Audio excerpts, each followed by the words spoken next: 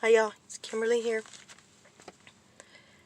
I'm working in a pumpkin patch today. I'm unloading the pumpkins at a church that they do it every year here in town, and it's part of my temp job and eating a breakfast burrito. mm.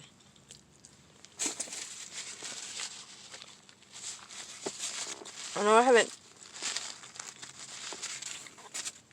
I don't think I posted for the last couple of days. I was just kind of exhausted from everything that had happened, and I had to file police reports and go through my stuff, and it was kind of emotionally draining and whatnot, but, I'm just going to get over it and start over and redo everything. Rewrite my book and all my jewelry that was stolen. It was probably, I don't know how much. It was probably about $3,000 worth of jewelry, I guess, that I've collected over the years. And like my high school ring, a garnet birthstone ring that was like a little butterfly pinky ring. Well, it's a regular size ring, but I have huge fingers. I have man hands. That's why I'm working in the pumpkin patch today. But I had to wear it on my pinky because I have such big fingers. And I had some beautiful jewelry. It was real gemstone. And I would buy myself a piece like for Christmas or on my birthday. I would do it like once a year or something. I had a collection of it. And I had a couple of turquoise bracelets and I think of one or two rings, and really beautiful. I had a large ruby necklace that was like about, I don't even know, it was beautiful. It was like 5 carats or something. And I would buy these things on sale, like just at a discounted price, Take a bite.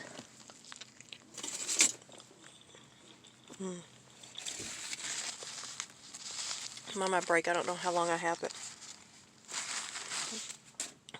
I mean, I'm not rich, but that was probably one of the most valuable things I had. And I never told anybody about it, because it was my own private, well, I was worried about theft, so I never told anybody. And I rarely wore the pieces, only like if I was going somewhere special. And most of them I have never even worn before.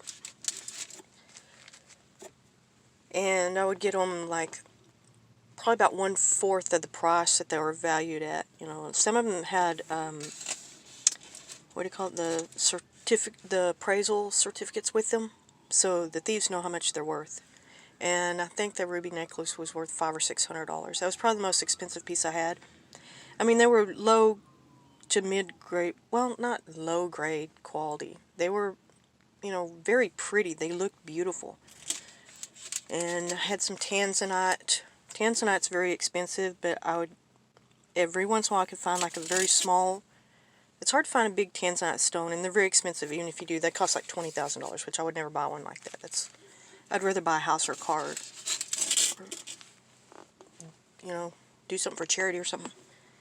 But I get a little emotional. Sorry, I'm so hungry. Stuck in pumpkins for the last hour and a half. But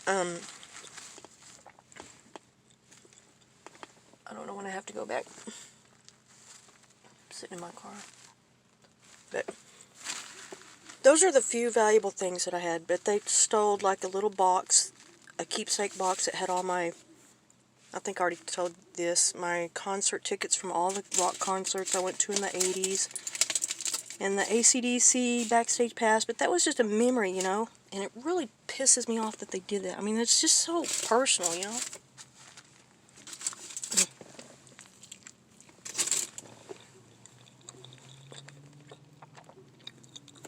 And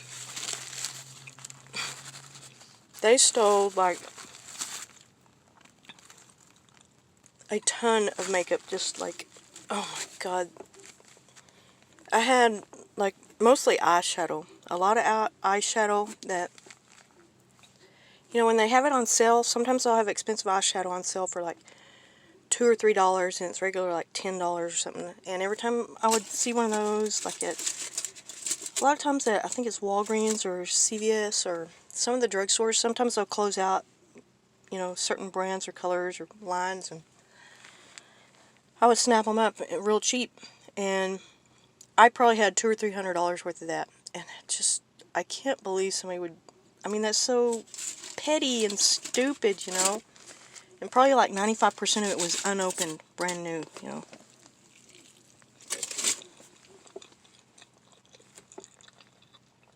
And I'm not good at my makeup, but I like to collect a bunch of different colors and try them out and stuff like that. And had them all divided up into like blues, purples, browns, greens, golds, and just all different colors. Stole every piece, every single one. And I think they got some personal papers, which I'm not sure, that may have had my address on.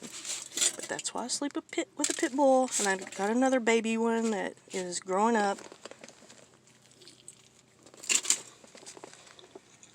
And I think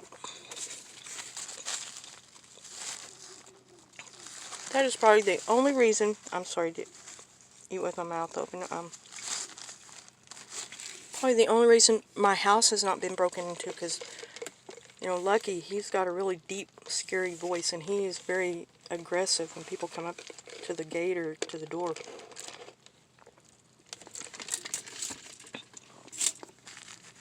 He's very protective of me.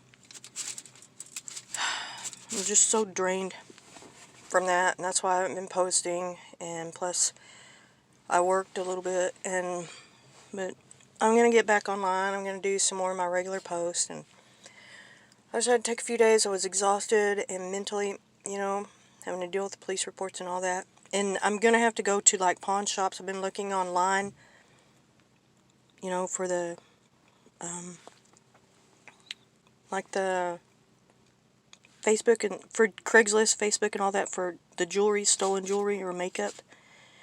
And I'm probably gonna have to go to like some flea markets and a bunch of the pawn shops, because the police, they don't put out I thought they did put out like a bulletin about stolen jewelry to all the pawn shops, but they don't do that here. So I have to do it myself. I have to go to each one and explain to them. I don't have any printed out pictures, but I do have the account on my phone, so I can show them what they look like, and they're really pretty, and I wouldn't recognize them. And actually, I did see one that looked almost like my ruby pendant, but it was in Hobbs, New Mexico. So I don't know, but it looks just like it. Looks like it's on a different chain, but it looks like the exact same one. But they were sold in a lot, you know. I don't know if anybody's back. No, I don't see anybody over there. Okay. You know,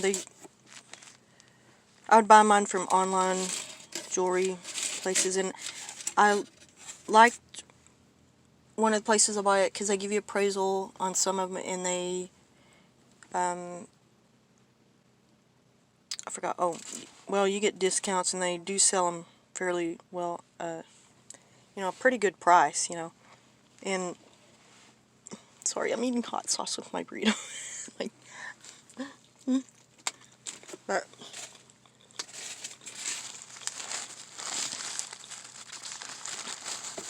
I was feeling all sorry for myself and being all pathetic, and I cried a little bit. I mostly was upset over any personal papers or information, and you know, I'm upset about the cost of the jewelry, but it's also that I worked so hard for it, you know.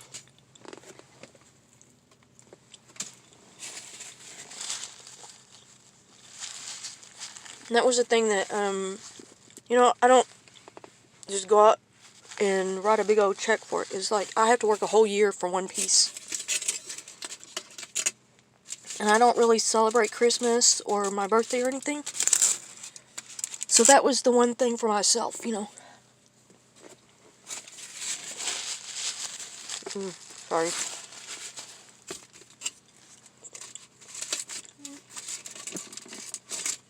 But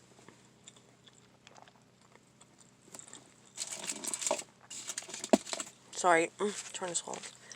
I don't want to choke. because I have that choking thing, you know. But, you know, everybody has their own little reward for themselves, or thing that they do enjoy, that they save up, or they, you know, the one thing that you like to do for yourself, you know. And so that was kind of one thing that I did like. And my mom, she used to sell jewelry. I think she did it for a few years when I was younger, and she gave me like the first few pieces, and they were like real stones, real gold, and stuff like that. And we were very poor, but my mom was doing it for a commission, and it was very strange. She was getting these jewelry. It was all legal, but she would get this. There was, it was all very strange. They have these craftsmen in like Taiwan, I think it was, and they are like in a little hut or something. They just sitting on a stool, and they make these designs. They'll get pictures sent over from people, like pictures of a catalog, and they try to copy the rings, but they use real gold and real stones because they can get the stones really cheap there, or through their, I don't know how they, but they would get them very cheap, and they would make the rings, and then this is a strange thing. Missionaries would bring them back, but they would wear them. They would wear all the jewelry, so they wouldn't have to pay customs on it or something, which I thought was hilarious because, you know, being churchy people and missionaries, you know, but they were trying to skirt through the customs taxes and all that. So they would wear all the rings and the gold jewelry and everything. And they looked like rich people as they were going through the customs and everything, but, or I don't know what the deal was between Taiwan and how you do it going, this was back in the 70s. But they would bring it over, and then they would divide it up. You know, they had their little salespeople. My mom was one of them, and well, they did it for their church, but the salespeople they would find anybody who would sell the jewelry, and they would get to keep, you know, some of the profit, and that's what my mom did. And she did pretty good at it, and she gave me some of the jewelry that she didn't sell, and that's how I kind of, you know, I'm not really a materialistic person, but some of the pieces are really pretty and beautiful.